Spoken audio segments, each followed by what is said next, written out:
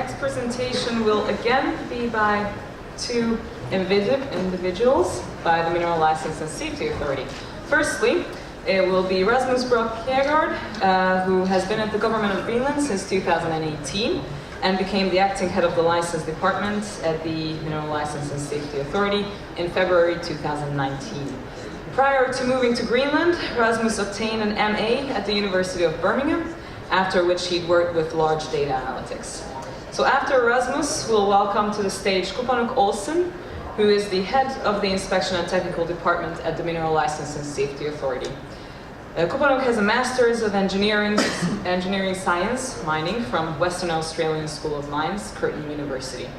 With her background and knowledge in the mineral and mining industry, she has an overview of all mineral activities in Greenland. So firstly, I would like to welcome Rasmus to the stage.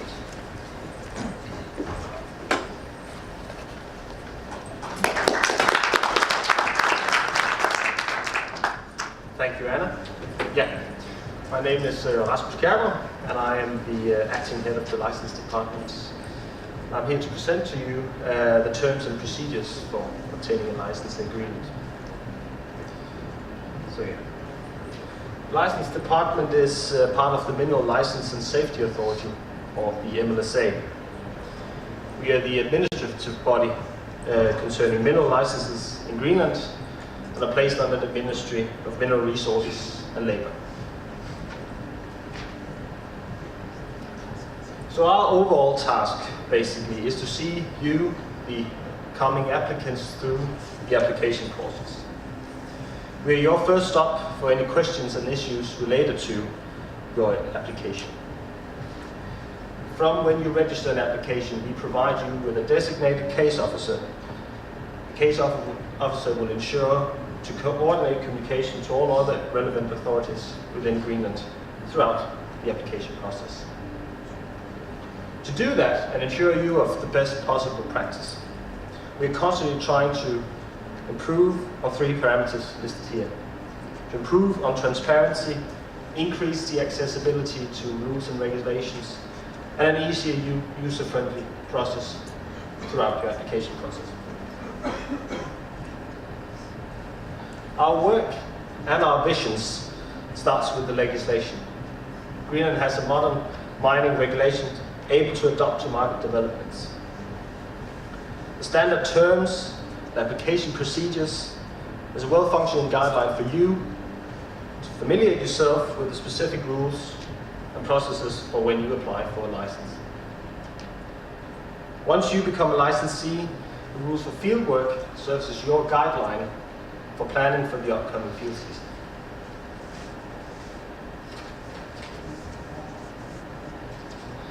All of this is easily accessible on our webpage, government.gl/licensing. In here you can easily navigate through the rules and regulations that regulates mineral resources in Greenland. We believe that this is quite a transparent and easily accessible way for you to locate and navigate the rules and regulations. And of course you also have a designated case officer that at any time is prepared to assist and guide you. So, the application process begins with you applying and ending with you as a licensee is our overall goal. The process you will undergo when you apply is the one listed on the slide here. It begins with us registering your application and you being granted the designated case officer. And from then on, the case officer will handle spatial validation, set it into a 2-week consultation process, informing you on the specifics of the consultation, and sending the license through the signature process. At the moment, for both prospecting and exploration license types that we have a 3-month normal processing time.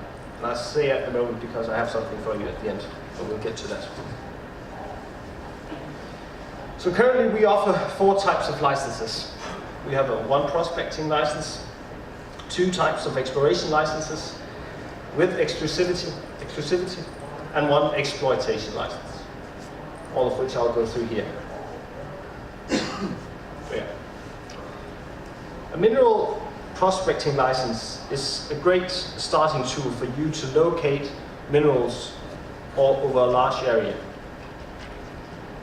A prospecting license is granted to one of 3 standard areas in Greenland: Western Greenland, Eastern Greenland, and Northern Greenland.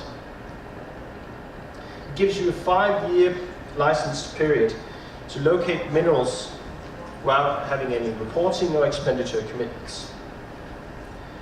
If certain conditions are met, any expenses you might have spent under the prospecting license, you can, within 3 years, be qualified as expenses for one or more exploration licenses that you have or will have under that prospecting license.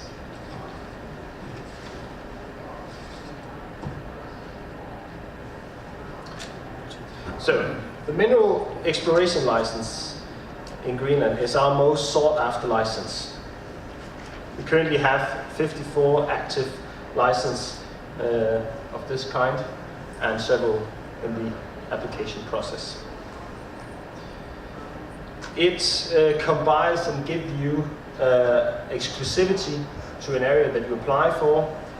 It's also flexible, which I'll come into later. It has renewable license periods, and it has a constant possibility for you to either increase your area or decrease your area at any time. We've seen a steady rise in numbers of exploration licenses both in 2018 and 2019. It provides you as a licensee 5-year license period where you have the exclusive right to an area. As you gradually find your resource, you can easily reduce your license area or apply for an enlargement. Any changes that you do within a calendar year will have a positive effect on your exploration obligations after your license is in year 2. Thirdly, we also offer the special exploration license, which is located in between the prospecting and the exploration license types we have. It gives you a large exclusive area in the northern part and eastern part of Greenland, 1,000 square kilometers or more, with exclusivity to that area. At any point, you are able, upon application of course, you are able to progress from a special exploration license into a normal exploration license type.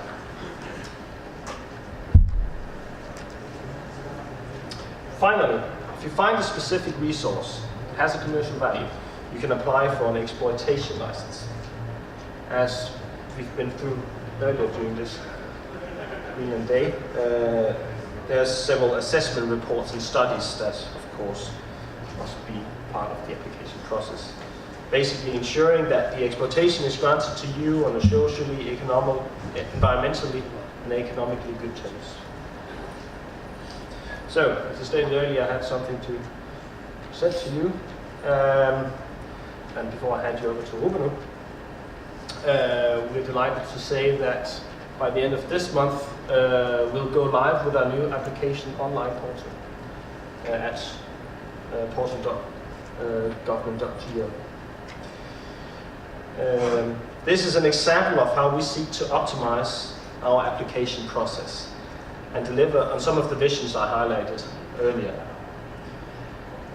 It will be possible for you to register, apply, make changes, and keep track of your application process. You'll have several features so that when you apply for a specific area, you are able to draw up the license area that you want, upload files, or manually test endpoints that you want. All in all, we see this as an example of how we want to do license and application processes in the MLSA, and it decreases the general case processing time. It offers transparent and a more consistent way of doing this. So yeah, I'll hopefully see some applications from you through this portal anytime soon. Thank you very much. Hello everyone. My presentation is practical oriented for field activities in licensed areas with the headline Technical and Safety Regulation in Greenland. Depending on the type of license and activities in the field, we have two levels of technical and safety regulation.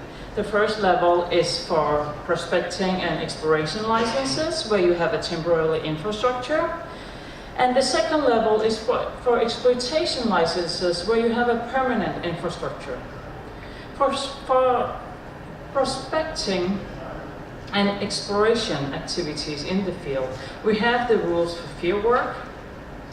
In there, the regulation for fuel containers is stated. You can read about our requirements for diamond drilling, like all crew members at the drill rigs must wear PPE. And to do any blasting activities, there must be a blasting leader with a certificate. All camp units must be constructed and made for Arctic conditions, so they can withstand weather conditions like strong winds. Before you can do any field activity, you have to submit an application form for field activities no later than 1st of May each year. In that form, you inform us about all the activities you wish to perform. Like we have for blasting, driving in the terrain, drilling activities, and so on. You also have to submit a contingency plan.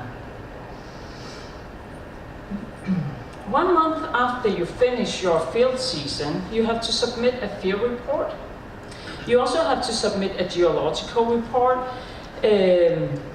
no later than 1st of April the following year. And the data in the geological report will be confidential for 5 years unless your license is released. For health and safety, you have to submit an evacuation plan on how you will evacuate by helicopter or by boat to a hospital if needed.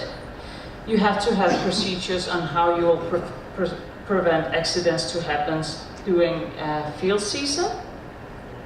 And at least one person on site must have a medicine chest B certificate.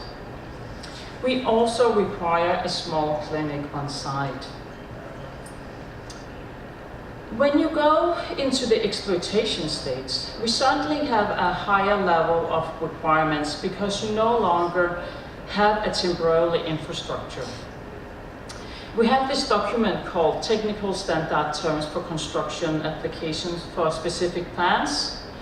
Application materials must be handed in engineering high quality. We follow the Greenland building regulations, which is under the Eurocode and Danish standards. And you also have to submit detailed drawings and the design. We also need to know all the design criteria for all loads and static calculations for us to be able to approve all the constructions on site.